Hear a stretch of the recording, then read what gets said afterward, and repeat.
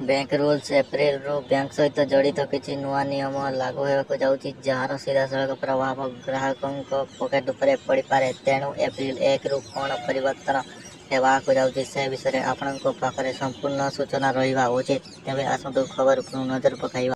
यही परिवर्तन गुड़िक एटीएम रु टंका काढ़ा हेउ किंबा सर्वनिम्न बालांस स्थिर जमा एफडी सूद हार को प्रभावित करिवो।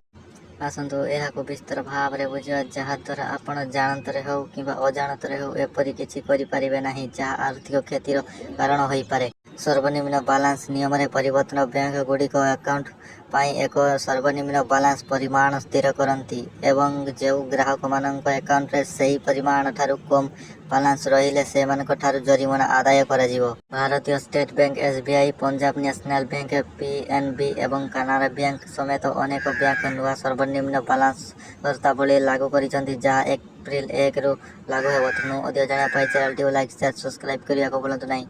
अधिक जानापाई डिस्क्रिप्शन बॉक्स लिंक कर जानीपारे। Bureau report news 18 Odia.